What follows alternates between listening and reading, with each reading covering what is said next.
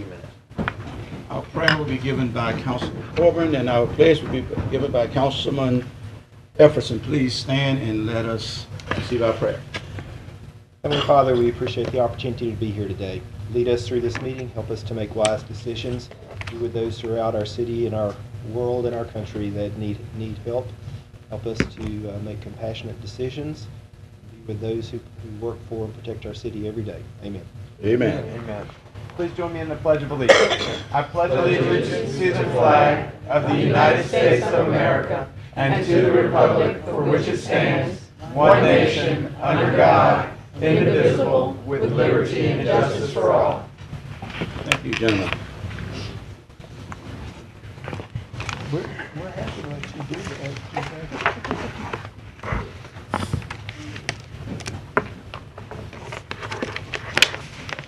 What kind of came up? Oh, what's up? Now. Present. Oh, sorry. Missed some. Hold on, wait a minute. We're going to get to that part. Yeah, they did. Okay. Is this working again? No rush. Way it's easier to line out.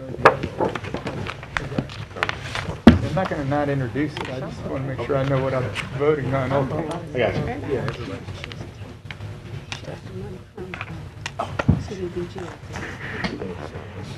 You didn't try to run over a councilman today?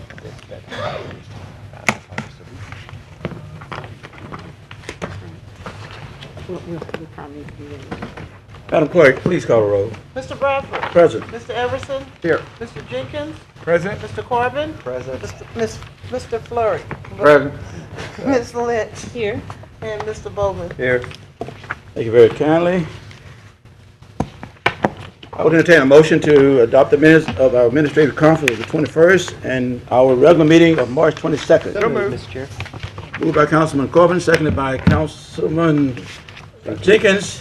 Are there any discussion? If not, please vote.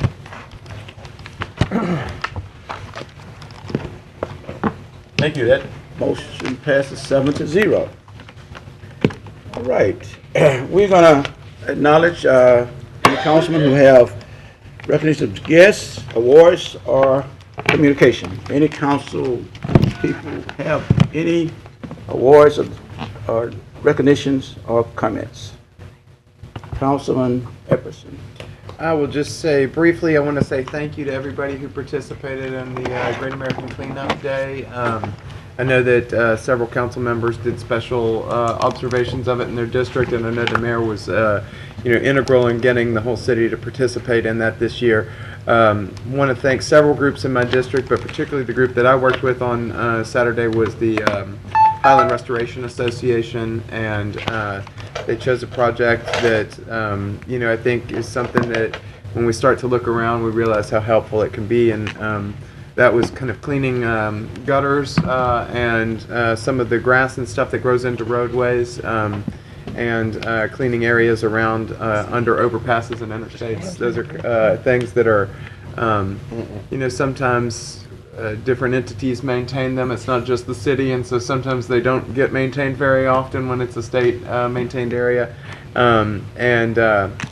And so it's great to have some citizens step forward and do that and get it to a point where the city can maintain it.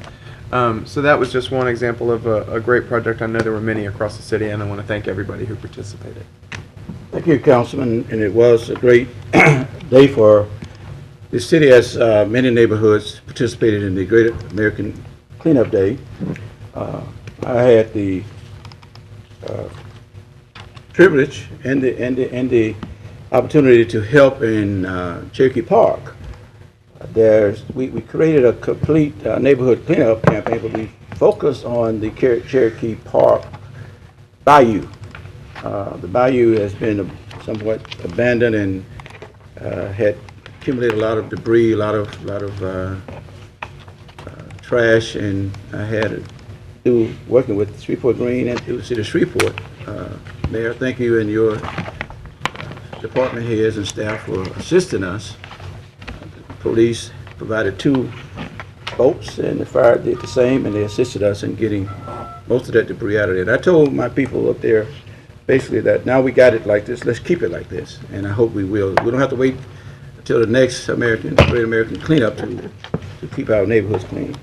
And I also want to acknowledge the MLK CDC from District A, who did a fantastic job. They won the first place in the weigh-in as it relates to the litter and trash they turned in. It was over 8,000 pounds. So congratulate them, as well as the Green Oaks Alumni Association, who also represented very well as a third place winner. So we had a great day. We got a lot cleaned up, but we don't have to wait until next year. Let's just maintain our city. Let's keep it classy and not trashy. How about that? Okay. All right. Any other council members have any? Councilman Jenkins. Just me, I'd like to wish Godspeed to the airmen at Barksdale Air Force Base that deployed Saturday in response to the part of the global war on terrorism Okay. against ISIS in Syria and Iraq. Let's certainly keep them in our thoughts and prayers for their safety. Well, as the United States as a whole, we got a lot of things going on, a lot of evil is before us. We just want to stay prayed up. Any other council members? No, thank you. Madam Mayor? Yes, sir, I have 2 or 3 announcements. Thank you so much to the city council members and all of our city employees. I want to just piggyback on what Councilman Efferson and Chairman Bradford have alluded to, who participated this past Saturday in the Great American Cleanup. There were about 800 volunteers throughout the city, and they picked up more than 38,000 pounds. We finally got the results on yesterday of the final weigh-in. And of course, we got trash like Stairmasters, shopping carts, tires, TV, and the list goes on. And we did that in 23 different neighborhoods.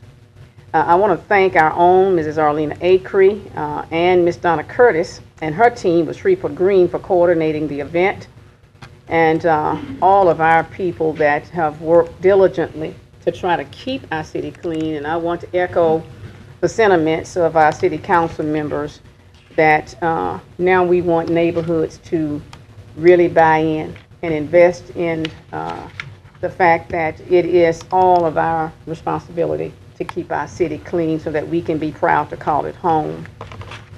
On Friday, our local leaders on both sides of the river came together for the annual Leaders Against Litter event, and that happened out here at our museum, our state museum.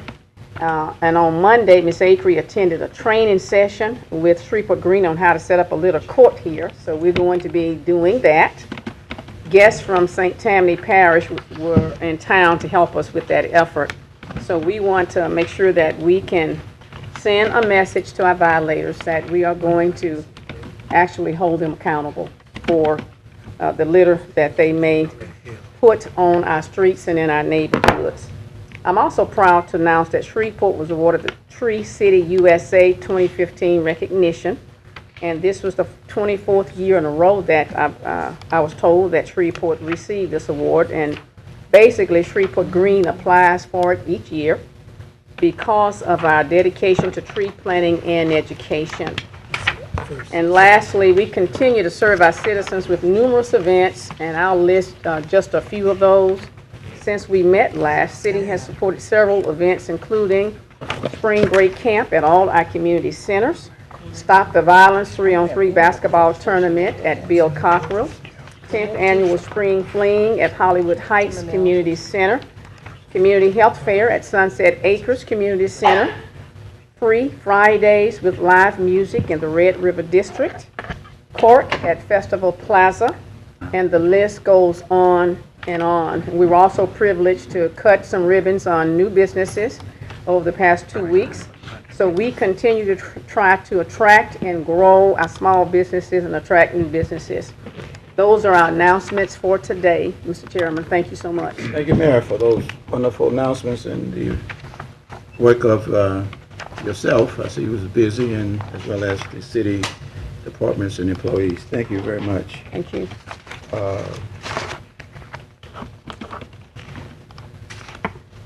Now to reports. Anyone have any questions or comments regarding proper standards? Screen is here. Screen, I see no recognition, so thank you for coming. We received both our revenue collection plan and implementation report, as well as security bond forfeiture report. Anybody who didn't receive those? Thank you. We did get those. Thank you, Mr. Bradford and Mr. Crawford, for those reports.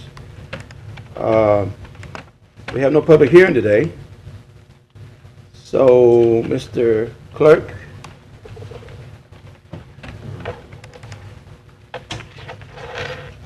Yes. The MIA. Am I missing an action? I'm not aware of any legislation to be added. Okay. Thank you. All righty. According to the rules, I have several public comments that is related to items on the agenda, and I will recognize those individuals now. I will recognize Mr. George Ricardo regarding Resolution 64. Sir, please come to the mic, give us your name and address for the record, please. Thank you, sir, for having me here. I'm George Ricardo. I live in Keithville, Louisiana. And what other information? What's your address? 6411 Bain Boulevard, Keithville, 71047. I'm here to oppose a resolution about this Moose Lodge, Resolution 64. I need to give you a little history about them. In the spring of, well, Moose Lodge has been serving alcohol outside for years. They were even selling it outside. That bartender was making beer runs outside. I mean, for lots of years. And in the spring of 2012, an AB officer from Baton Rouge showed up and informed them that they cannot be selling it outside. This is all verifiable. Also in 2012, during a tournament in the spring, the local AV officer showed up, but the lodge was ready for them because somebody tipped them off, so they hastily made some little signs, no alcohol, and they said, looks like everything's okay. Well, they continued their year by having a league, and the league lasts they have about 40 events in the league over a 12-week period in the spring and a 10-week period in the fall, so they pitch horseshoes out there about 20-something weeks a year. Anyway, they consume alcohol outside for those 40 events. Now, they come before the council in 2013 asking for permission for a couple of tournaments. I don't know how many, I don't have it on my notes here. They went back to their lodge, this was in February of 13. Went back to their lodge, in April they started the league up and continued drinking alcohol outside for 40 events in 2013. Same thing in 2014, come before the lodge, get permission for a handful of events, go back to their lodge, have their league, and pitch horseshoes, drink alcohol outside for 40 events. And in 2015, they started off doing that, but they received a violation, and actually they hadn't even started their league in 2015, because on February the 13th, a letter dated from the Metropolitan Planning about a zoning violation. That letter was dated February the 13th, 2015, and it was about outside alcohol consumption. On July the 8th, they met with the zoning board, case number 57, BAC 5715, about special use, which made the whole lodge property a bar. Well, then they discovered that, hey, this is a family center, and they can't do that because the Moose it's a family center. Children have been going out there, and children might have went out there during this time after they did this. So in December of 15, they went to the Metropolitan Planning Commission again, BAC 5715, for a modification of that special exemption use, which defined an area in the building of the bar, the building of the lodge that actually will be the bar, and to remove all other permissions from all of the locations inside and outside. Well, this resolution that they proposed today, they're asking for you to retroactively give them permission to consume alcohol. Thank you, sir. Sir, that's terribly wrong. This lodge, actually, you need to be voting to suspend their alcohol license. Mr. Ricardo, thank you. Your time has expired. They don't care We appreciate about you coming down. Thank you very much. Next speaker is Mr. Harris Sauter, who wants to speak on a resolution to be introduced today.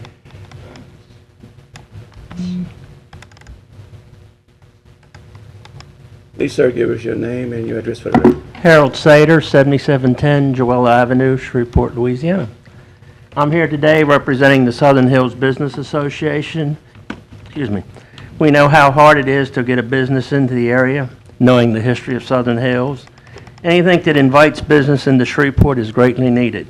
With I-49 completion nearing, having business in this area, the proposal would greatly help Shreveport and add to Southern Hills, I-20, and the I-49 corridor. Passing this ordinance has our support, and anything we can do to help it would be appreciated. Thank you, sir. And one thing I might add, Mayor Tyler, I just got back from Portugal, and I have some pictures I'll show you. We were in Dutro, Portugal. You could eat off the streets. Okay. And it's a town of over 1 million people. Well, we plan to have the same scenario. I agree, and we're working That's towards it right. and trying to help, but it was very inspiring to see it. Thank you, Mr. Senior. Take care. Wait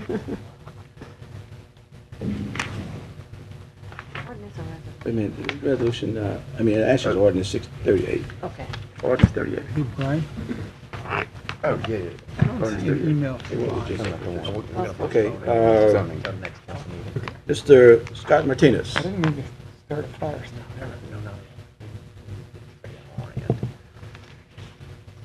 Mr. Chairman, Yes, sir. can be sure the record reflects that Mr. Sater was speaking in favor of zoning number 38. Thank you, sir. Thank you. I should have acknowledged that. Mr. Martinez, please give us your name and address. Good afternoon. I'm Scott Martinez. I'm at 225 Wingfoot Drive in Shreveport, actually in Councilman Corbin's district. Good afternoon, Mayor Tyler, City Council. Thank you for having me here this afternoon. I'm here to speak in favor of the zoning change at, I think is C-6.16. It's 300 acres that is being proposed, and it's been recommended by the Metropolitan Planning Commission for the zoning to be changed from residential to a planned unit development and I-1 designation. This is a very significant piece of real estate from an economic development perspective. It's the largest certified site on Interstate 20 between the Texas border and the Mississippi border. Being a certified site gives it many advantages. All of the due diligence has been done as far as infrastructure, making sure there's sufficient water and wastewater and electricity to serve a potential economic development project at that site. And it's been done not only by the Louisiana Economic Development Office, but also through AEP SWEPCO and McCallum Sweeney Consulting, which is perhaps the leading economic development consultancy in the country. A couple of things make this piece of property very attractive. It's near an interchange on Interstate 20, which gives it great access and mobility for moving products and employees from that site.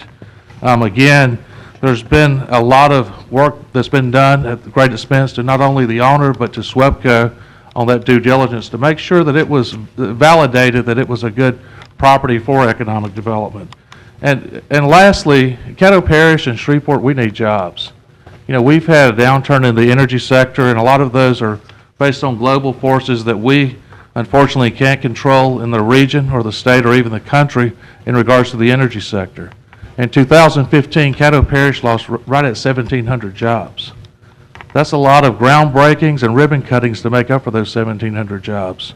And we need properties like this where we can go out working with our partners at the city and the parish and get a job creator at that property. So I speak in favor of this council ratifying what the Metropolitan Planning Commission proposed and passed, and thank you for your consideration.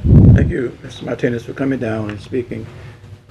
Council members, his remarks was also regarding Resolution 38, which will be coming before us in a few weeks. We will be addressing it as far as introduction, but we won't be taking action on it for several weeks. But please become familiar with this legislation because it is a very important legislation that we're going to have to consider. Thank you. Mr. Ken Kraft, he's speaking on Resolution 34A, Ordinance 34A, I'm sorry. Thank you, Mr. Chairman. Kenneth Kraft at 157 Archer Avenue, Shreveport, 71105.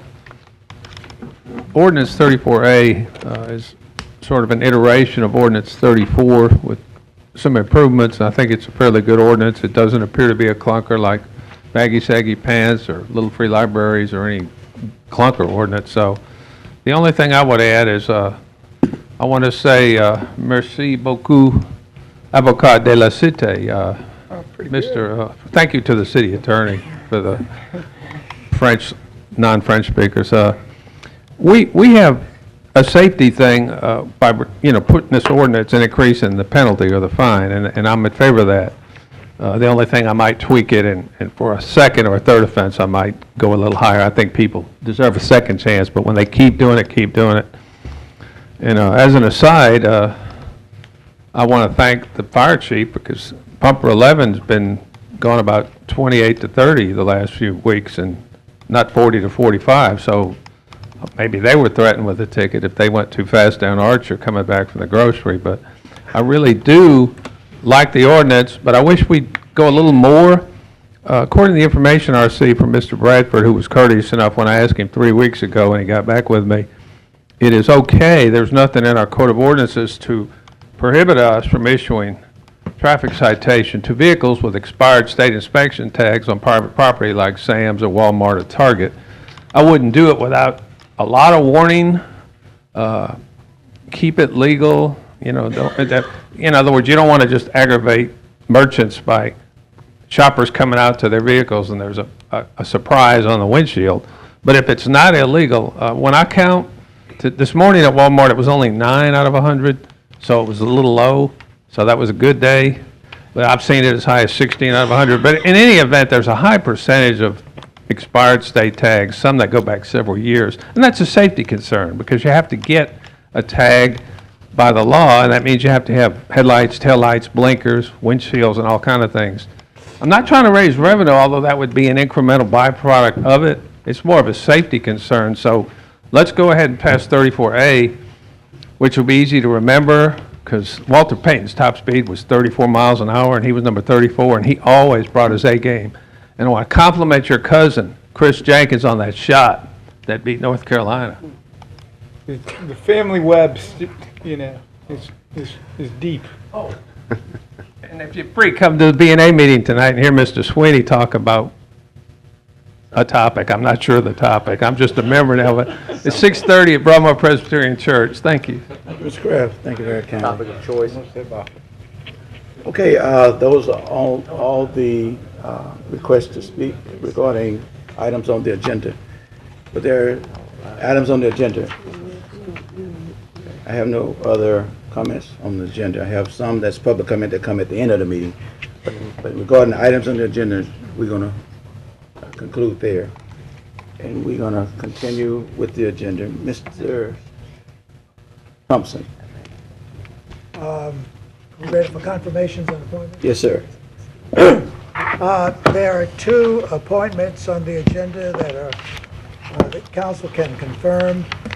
Both of them are assistant city attorneys. One is Sarah Smith, and the other is, I think, is Sharon Faye Douglas. Did I get your first name correct? Sharon Faye Douglas. And they are both here. You heard from them yesterday. Yes, we did visit with them on yesterday.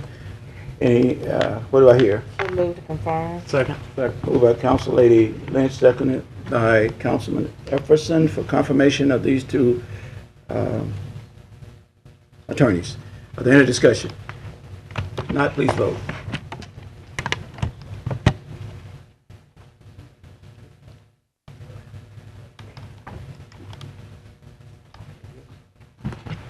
Are they going to have to raise their hands?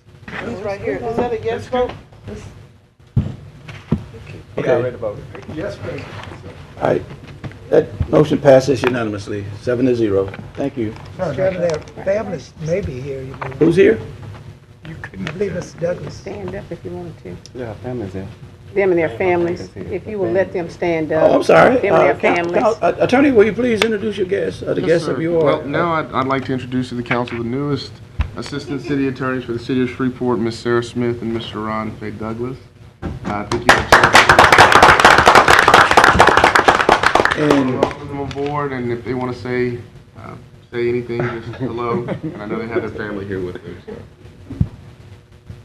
I don't want to take up too much of your time. Just want to say thank you for the opportunity, and I look look forward to serving the city of Shreveport.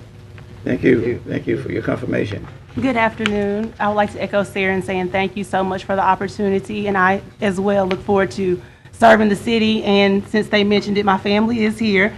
Excuse me, I have my mom, my dad, my sister, and my boyfriend and his daughter here supporting me. And so thank you for the opportunity. Thank you. Looking forward to your work. It'll really serve our office very well. Thank you so much. Thank you. Congratulations. City Attorney, you have, since your confirmation, you have brought on a great team, and you continue to do that. Thank you, sir. Mr. Clerk. Mr. Chairman, we're now into the consent agenda legislation. We have several items on the consent agenda. There are resolutions 62, 63, 64, 65, 66, 67, 68, 73, and 74. A motion to adopt the consent agenda would be in order. So moved. Second. Moved by Councilman Efferson, seconded by Councilwoman Lynch. Are there any discussion? Please vote.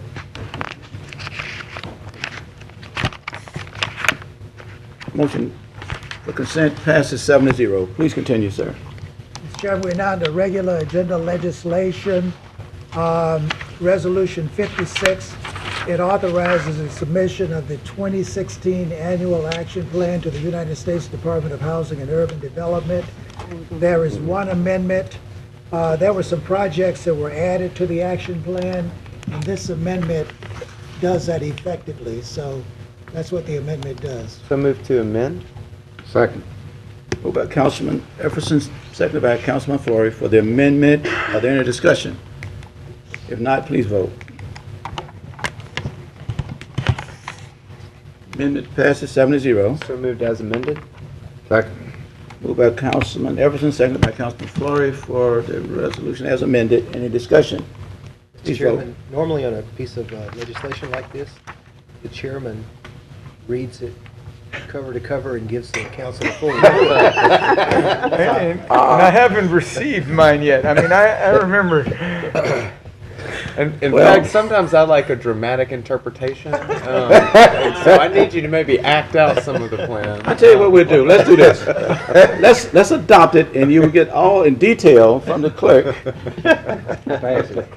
Everything that you just requested. So let's vote.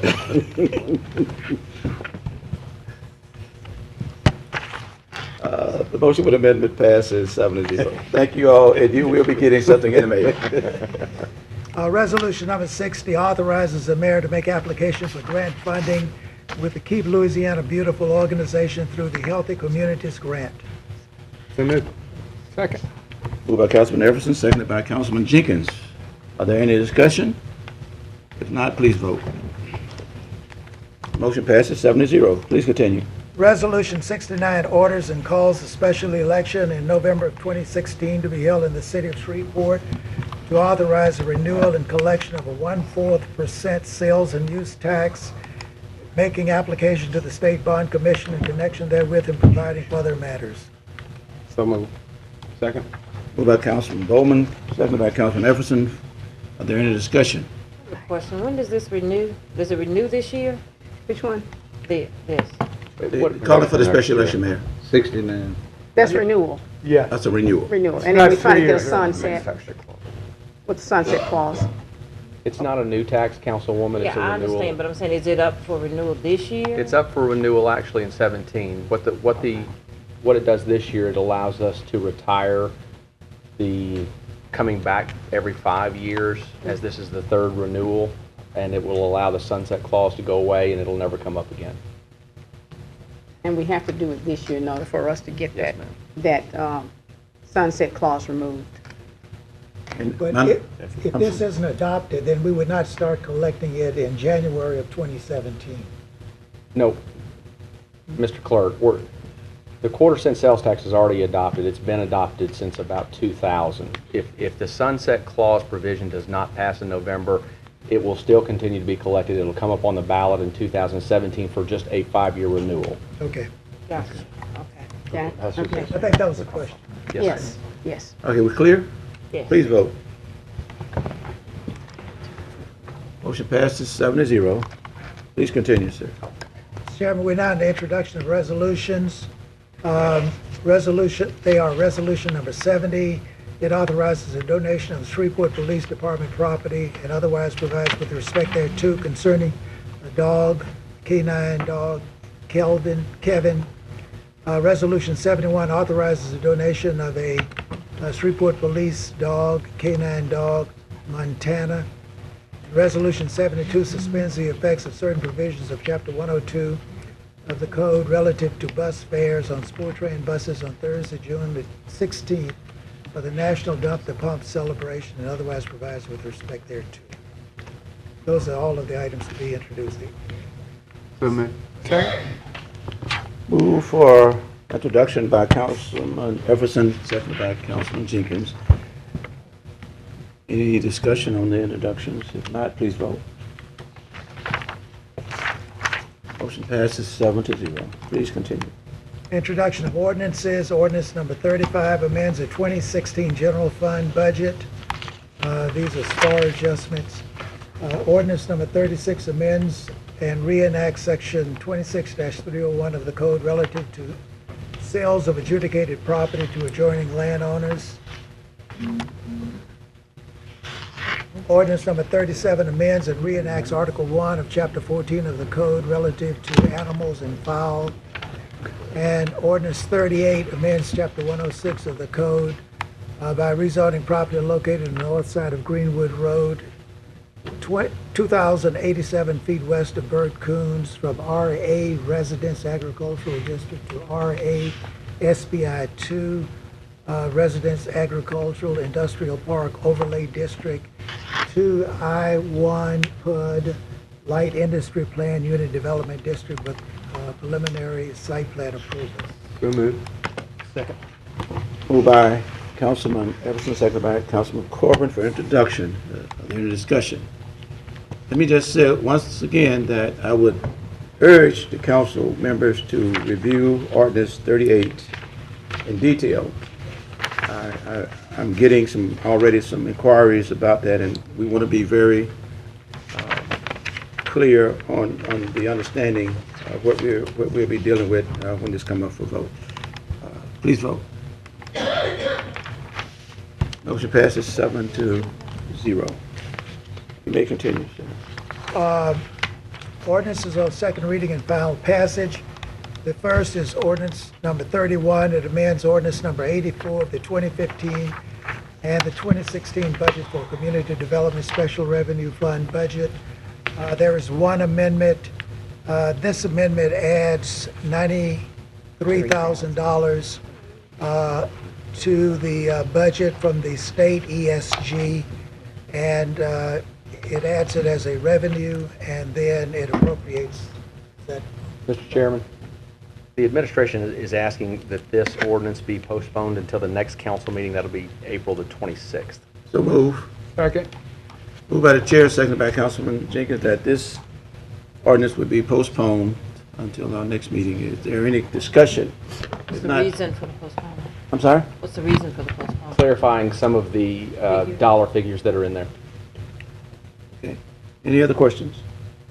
Please vote. Motion passes for postponement 7-0. Please Thank you, Mr. continue. Chair. Ordinance 32 enacts Article 7, Division 7 of Chapter 90 of the Code relative to downtown parking permit So zones. moved. Second. Moved by Councilman Everson, seconded by Councilman Fleury. Is there any discussion? Please vote. Motion passes 7-0. Please continue. Ordinance 33 authorizes the mayor to execute a lease with the Caddo Parish District Attorney's Office. Second. Moved by Councilwoman Lynch, seconded by Councilman Everson. Is there any discussion? Please vote. Motion passes 7-0. Ordinance 34A amends Section 90-197 of the Code to increase the terms and penalty for speeding in a 25-mile-per-hour zone. So moved. Second. Moved by Councilman Flores, second by Councilman Bowman for, are there any discussion? I You have a question, Council Lady? don't know Oh, there it is, Not that I okay. heard this directly, but I thought we were postponing this today. I kind of heard that indirectly. Oh, well, Somebody. in the work session on yesterday, there was a lengthy discussion regarding this, this ordinance, and I think those that was here became somewhat clear on what the intent was, and we agreed that we wouldn't postpone it, so we are prepared now to vote on it. So you have a question on this? Well, I guess I do have a question on the, I have a question about the fine breakdown, like when a person gets a ticket, Yes, ma'am. where does the money go? Who gets the money? Well, by statute, the fees are dispersed between the marshal's office, the court, the city, and I think those are the three agencies. And the court, the city marshal's office are the agencies that receive funding from each fine. There are also court costs that are outside of the regular fines that are listed here as well. How much money does the city take in from tickets in a year, say? In a given year, it varies, Councilwoman. I'd have to pull the actual number. I don't have a hard number of what was pulled last year in fines alone on traffic-related tickets only, because when we have criminal dockets, we have a traffic docket, but we also have a criminal docket, we have a DWI docket. And so those numbers may not be captured independent of one another. There's a total amount of fines collected, but I'd need to see if the clerk's office who takes in the money, if they have, or the marshal's office has the breakdown of which violations, how much money was collected from each violation. And the reason why I'm asking, because I had read some comments and even got a couple of phone calls that some people were thinking that this was a money grab by the city to increase city revenues. Right. And then I heard that, all of the money doesn't come to the city gets a small part of it. Right. And so that's why I was asking about the breakdown. So the increase, it would pretty much flow the same. Well, I can tell you that as of March 31st of this year, there were 117 tickets written for 25 mile per hour zone violations or below. That's a very small portion of my docket, I can tell you that. And so although I don't have the number of the revenue generated from that, it's not a significant enough portion to be a cash grab for the city of Shreveport. I think this is more intended to be a deterrent. Again, per the discussion yesterday, it's always been illegal to go 1 mile over the speed limit. And so the fines that we have and that were discussed in the Public Safety Committee meeting are more in line with what other cities around us are doing. Particularly the original, as you recall, the original ordinance was written to double the fine. And it was discussed in the Public Safety Committee meeting that may be a little onerous, and to reduce that back to a 50% increase above the fine listed in the 34A ordinance. How many days do you have before you have to pay if you get a ticket? Whenever you get a ticket, I'd have to look at a ticket. I don't know the time delay on it. Since I've gotten one. Since I've gotten a ticket. They give you what occurs from a procedural function. Sure, is they can you're- fix that though if you want. You're given a court date. You're given a court date on your ticket. Okay. And so you have to pay, anytime you get a speeding ticket, you have to pay your fine on or before that court date. And so if you choose to contest it, then you can go and have yourself arraigned and placed on a criminal court or traffic court docket. So is the And so- court date of maybe like 30 days? No, it's more than No, it's more than that. Okay. It's Like more than 2 that. months. Yeah, usually you'll get about a 2-month window. Okay. And so they'll schedule you, and from a procedural standpoint, we work with defendants. I mean, our office has been very responsive to the needs of the community. We also work with the defendants. We also make sure that they are aware of all their rights, even on traffic, because traffic is our highest volume docket. We have several traffic dockets. And so it's not a function of, it being a draconian ordinance. It's an ordinance that brings us more in line with what other cities are doing. And it serves as a deterrent for anyone who chooses to speed in neighborhoods, particularly because, as you see, this is affecting 25 mile per hour zones and below. And so I think the intention is to protect citizens and serve as a safety mechanism to increase safety and awareness just like we discussed yesterday, we're discussing this, and that's a good thing because we're making citizens aware that you need to be more conscientious, especially in neighborhoods where you have residents, you have children playing in the street, you may have individuals walking. So you have to be aware in those neighborhoods more so, or I caution anyone to be very aware whenever you drive. We have an obligation when we drive, but especially in neighborhoods. And just as a reminder, one thing that we said yesterday, we can guarantee, promise, and 100% say that nobody has to pay this if they go 23 miles an hour. So, I mean, there's a very easy way to not have to pay this ticket at all. Council lady, are you finished or you need? No, I don't have any other questions. Chief, you're making me nervous.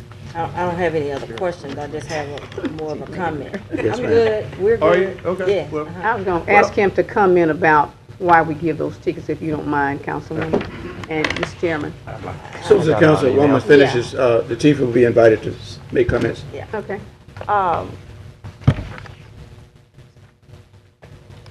And I think that the television stations have done a good job of at least making aware that the city council was going to be taking this issue up or addressing increasing the fines. The concern I have primarily is I don't really like things done piecemeal, meaning, you know, you just handle one part of it, and although I think this is a little punitive, just my personal opinion, but you just handle one part of public safety in terms of traffic program or deterring, you know, wanting to deter people from speeding. I get the calls too, and I think I shared this with the mayor when the child was killed on West Canal. Just that morning, I had gotten a call from the citizen about the speeding on West Canal. And not even 4 or 5 hours later, and not that that was a factor in that accident, but, you know, 4 or 5 hours later, something that gentleman had talked with me about that morning, being concerned about the kids being out playing, and then you had an incident, you know, 4 or 5 hours later. Like many of the other council members, I have gotten quite a few calls about speeding. I've been out, you know, I think with Public Works during a sweep, and, you know, had to jump back up on the curb because somebody was, you know, barreling down one of the streets, and we got that turned in.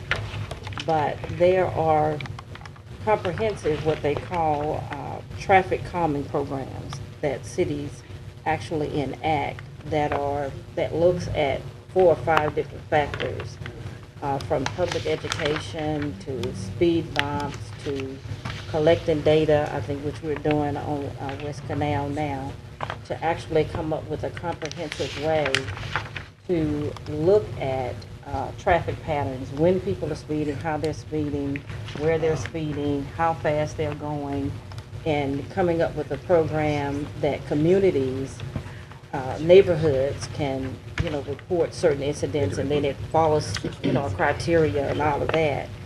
And I've made some copies for everybody, just, you know, going forward. It's not saying that this is it and that we can't enact some other measures that other cities are doing. But I just tend to like to look at things in a more comprehensive manner than just, you know, taking a stick and whacking people over the head with it. My other concern with this, you know, as with other things, is how it's going to be applied, how it's going to be executed. You know, we live in a majority African-American city. A lot of, you know, by it being majority African-American, if we have, say, for example, 20 neighborhoods in this city, there are probably, you know, of that 20, 75% of them are African-American. And there was some concern expressed by the calls that I got as to how it would be enforced, whether it would be disproportionate, you know, to the African-American community, or to those folks that were least, you know, able to to afford these increased fines for basically going, say, 1 mile over the speed limit. So there were some concerns expressed there. And, you know, I don't drive as fast as I used to, you know, in my 20s and 30s. I'm 53 now, so I don't drive fast anymore. And I can understand, you know, as you get older, our constituents do not want people barreling down through the neighborhoods. They just don't want it. But I think at the same time, the comments and some of the feedback that we've been getting, I don't think it should be just dismissed. Let me get the word I want to say. That it should just be dismissed because in the name of public safety or in the name of saying something is a deterrent. Because we have the death penalty, but is it really a deterrent to somebody killing somebody? No, it's not. So just to say that it's a deterrent and that's why we're doing this, I don't really buy that, okay? Because when I'm driving and I'm trying to get to work and I may go 2 miles over the speed limit, I'm not thinking about how much a ticket is gonna cost. I'm thinking about getting to work on time. And so, I'm not going to be supporting this today for a number of reasons, but I do agree with the spirit and intent of the legislation, Mr. Bowman, in terms of, you know, for those folks that it can possibly serve as a deterrent too. If it costs you a little bit more, you may think about it, but I think there are a lot of more unintended consequences in maybe less punitive ways that we can get people not to speed than just, you know, hitting them in the pocketbook. And I think that at the end of the day, and I'm hoping that somebody will track the data. I think Councilman Bradford may have been asking for some data, but even if, you know, this passes going forward, that data will be tracked, because I just see another, you know, regardless of who it goes to, another $200,000 or $300,000 coming out of the pockets of people who can probably least afford it, and going into the pockets of people who, you know, may not necessarily just need it. But if it's there, you know, it's just, it could be perceived as just a money grab. So those are my concerns about going forward with it at this time. Thank you. Chief, will you come and give us your position on why this is needed? I just want to talk about a few things. First of all, as far as the actual ticket writing itself, these officers are mandated to write any tickets at all. None. Nobody can make these officers write a ticket if they don't see the crime and they don't feel the need to write that ticket. They have full autonomy when writing a ticket. They don't have to do it. Now, with that being said, when they do write these tickets, it's all in the name of public safety. Try to make it a safer environment for all the travel.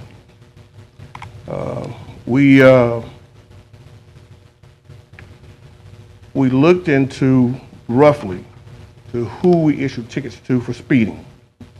Last year, as I mentioned yesterday, we wrote about 35,000 tickets total, which is down one of our lowest years ever in modern times. And there's a reason for that, because of the rainy season we had early 15, 3 months of January, February, and March. Bad weather, and officers typically don't write tickets in the storms. That being said, out of those 35,000 tickets, 5,050 or so were written for speeding. And out of that number, 55% were written to African Americans, and the other 45% was written to Caucasians. That reflects the demographics of our city. We typically get calls about speeding in residential neighborhoods on a regular basis. We get them from mostly this council.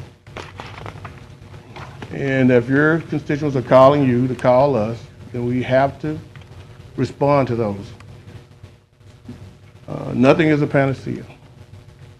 There's nothing that we're going to do that's going to fix and make all crime and make all crashes stop. But if we do nothing, And this is not necessarily saying this is a perfect thing to do. But we have to do something different than what we've been doing. Otherwise, we'll continue to get the same calls, the same everything. It's analogous to handicap parking, when there was a $25 fine for that. We got calls on a regular basis. Now that the fine starts at $300 and goes to $500, very rarely do we ever get those. We get those, but very rarely people think twice. That's all we're trying to do, is to get people to think before they speed. That's it. We're not targeting anybody. Again, like I said, these officers don't have to write a ticket if they don't want to. But we all are doing it in the name of public safety. Chief, thank you, and I, again, after yesterday's discussion, I would rather pass this legislation and save one life. I get very few calls regarding people speeding through the neighborhood. The one I brought to your attention, you addressed those, and that don't happen no more. Don't happen as often. I don't get reports about it. But I heard my colleagues yesterday saying that it's excessive in some of these districts. And we are a city of laws, and we have to at least establish some laws that will address the various challenges of the city. And public safety is a challenge that we all can embrace, because we have to have a lawful. And I asked you yesterday, do we ever write tickets to anybody if they're not speeding? And you said no. No. So there's no real targeted citizen that we're targeting. If you don't want to pay a fine, what do you not do? You don't speed. Right. And I don't want to be even appearing that I'm condoning breaking the law. Right. And I think the city attorney mentioned it, that we get no proceeds from this. It actually costs us money. We have to send the officers to court, pay them overtime to testify. We have to send the officers to pay overtime to actually work some of the calls and some of the speeding in some of these areas. And we get nothing from that, which is the way it should be. Yes. Because we're doing it for safety reasons, not for any revenue. Now, that belongs to somebody else.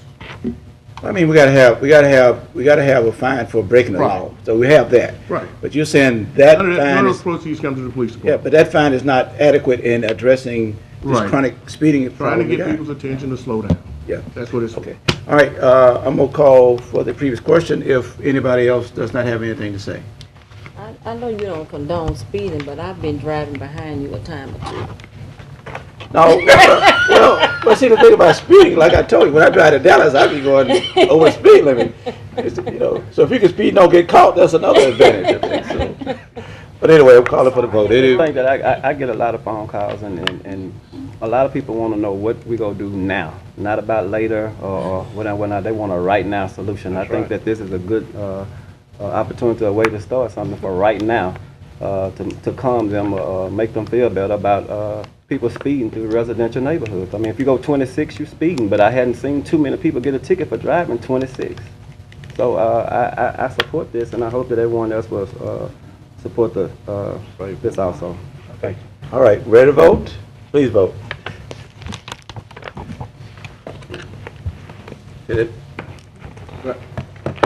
Did everybody click them right? Mr. Bowman, you are voting.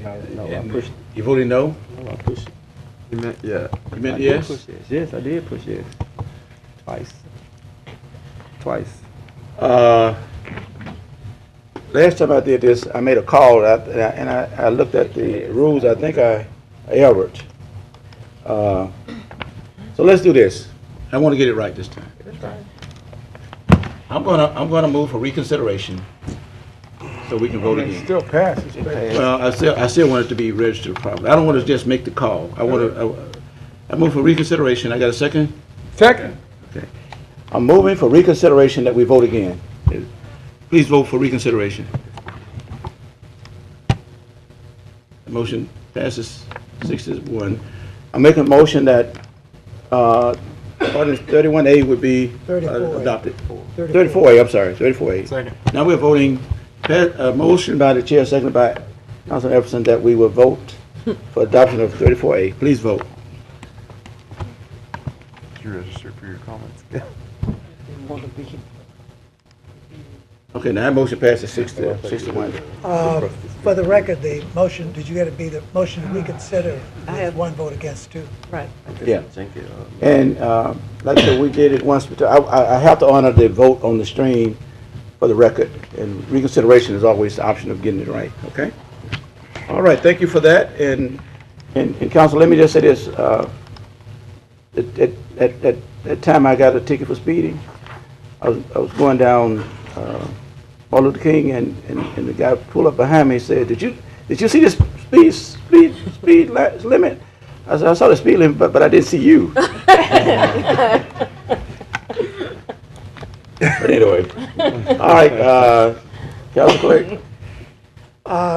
On table legislation, I believe the council was polled yesterday. Nobody wants to bring an ordinance or resolution off the table. There are no appeals for today. We are now down to reports from officers, boards, and committees. Are there any reports from any of our officers, boards, or committee chair people? There's none at this time. Thank you very kindly. Now we're down to the clerk's report.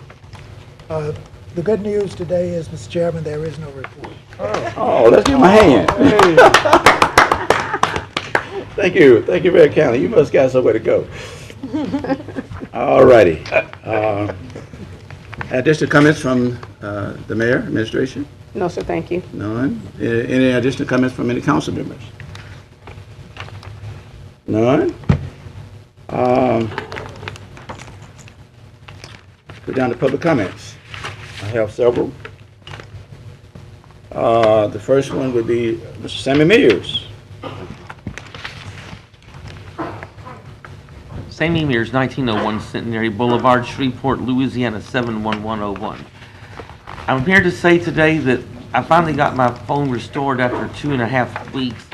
I did go to Foster Campbell's office, but he was out of town at the time, so I spoke with Christopher and explained everything that was going on, how I had wanted AT&T to restore the phone. It took 2.5 weeks, and it wasn't done. He wrote down everything and got things going. They did get my phone restored. They had to come out and do the box at the time I was out doing what I had to do. And then the next day they came in to work on the small box that had to be replaced because it was real bad and there was a faulty wire, so they had to take care of that and get that situation resolved. Phone's working again, and I got a $20 credit on my phone bill, which I've already paid, which was $60. And they know I'm very prompt with my bill. I never miss a payment. They apologize for the inconvenience that it caused. So everything is fine as far as that situation goes now. And I will ask for everyone today, if you would, to please keep the Plochet family in prayer. And the reason I'm asking is because it was in last Wednesday's paper. I went through the obituary and I went to the memorial service, and the family's going through a tough time as Tom Plochet has passed. He was a member of First Baptist Church of Shreveport and loved to go out and eat hamburgers a lot with the singles group after First Baptist Church would dismiss. And then when I was at the memorial service, I heard something very interesting that really grasped my attention. I found out as they were kids that he had 4 sisters, and they were telling this, that they had each a purse. And every time he saw them with the purse, he got upset. So one day he was really crying because he was upset. And his mother came to him and said, "Tom, what are you crying about?" He said, "Well, they've got purses. I want a purse too." Which was a very interesting thing I just had to share today, because when I heard this at the memorial service, I thought this was so interesting. I just had to tell it because it's about the only thing that would brighten up my moment. So just please keep the family in prayer. Tom was a great guy, and I will never forget him. As I got to know him over there at the Highland Center for the Blessing Dinner, he always hosts a table, and he was just a good person to know when you got to know him. But he wanted a purse. Please, get a dog. Thank you, Sammy. Thank you for your concern for your friend, and you have our sympathies on behalf of your friend. This is Dorothy Barnes.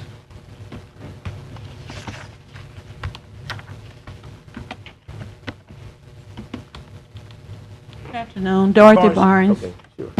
I have a mailing address of P.O. Box 466, Las Vegas, Nevada, 89125. I'm here today to address some concerns. I am a product of Shreveport, Louisiana. I graduated from Fair Park High in 1975. And what I wanted to address, I'm going to get to it right quick. I have family and I have 15 grandchildren, 3 daughters, 15 grandchildren, I'm losing count, and 1 great-grand who still reside here in Shreveport. Most of my immediate family are here in Shreveport, and I hate to have to come home on a sad occasion that my aunt passed regularly after Easter. But I'm here to address some business on curtail on illegal drug trafficking, which many times in the past I stood before past mayors. I know Mayor Beard held office here when I was here, and Mayor Huzzy, John B. Huzzy, and 3 chiefs of police. And I addressed this problem before I left to cancel my name off a program where my distress signal, if anybody here is a Mason or Elk or Unite, you know, people that know about this distress signal that's in the secret society. It was issued before I left here, and I just talked to the FBI before I came back down here out on Paramount in line. I asked them to remove my name off any and all such programs that support and encourage illegal drug trafficking. They ignored me, and my 19-year-old nephew was shot to death at Lakeshore and Hearn by Ray Barnes. And then my youngest brother was ex-military police, was murdered since I've been living in Las Vegas, and he's buried in Veterans Cemetery. I served 3 years in the military. I joined right after the Vietnam conflict, and I graduated out of high school in May of '75, and I went right into the military. I served 3 years, me and my first ex-husband. And I have been bombarded in Las Vegas with the drug trafficking. They won't stop putting lies up there. The mayor and city council, I go before them, asking the cooperation of law enforcement.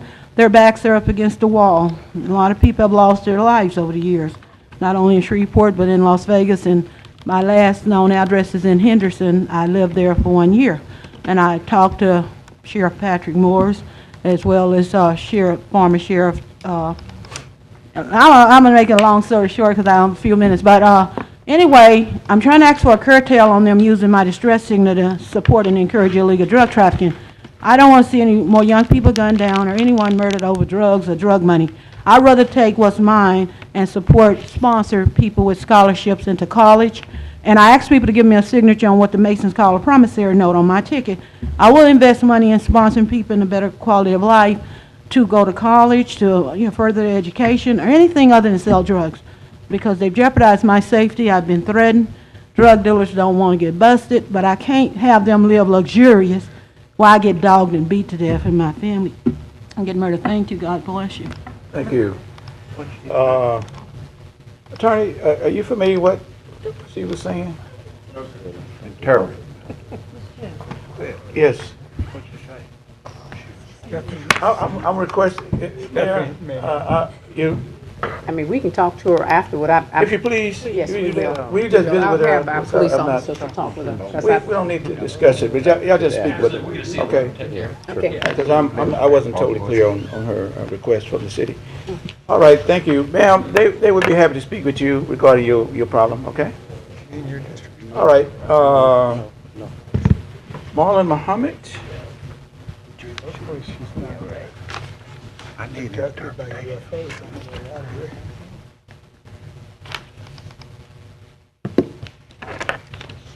Greetings, Marlon Muhammad, 3500 Marlon Street, Shreveport, Louisiana. 3 minutes, sir. Yes. Assalamu alaikum. To all of y'all who don't know what that means, that simply means peace be unto you. It's a prayer, actually. We don't speak Arabic, so I have to give you the English definition of that. I'm here simply because I wanted to go over the definition of a public servant. Public servant is one who is elected to hold a public office, an individual or corporation rendering a public service. Now, on March 24th, we had a town hall meeting on Lakeshore, and we invited the city councilman, Mr. Bowman from District G, to our town hall meeting. Mr. Bowman told us that he would be there, and unfortunately, for some reason or another, Mr. Bowman was a no-show. And we didn't get any callback or any say of why you missed or why you weren't there. So the constituents that I represent, the local organizing committee, which is a spinoff of the Million Man March that was called by the Honorable Minister Louis Farrakhan, October the 16th, 1995, where over 2 million black men showed up for the most peaceful demonstration in North America, probably in the world.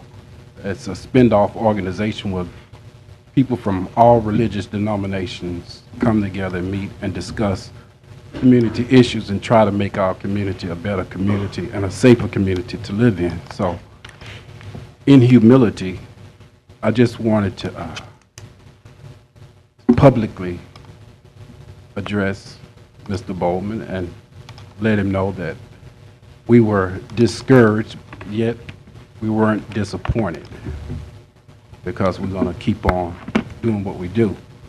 And we're going to have another town hall meeting. There's a time for atonement and reconciliation. So you're going to be invited again, and we look forward to seeing you at the town hall meeting.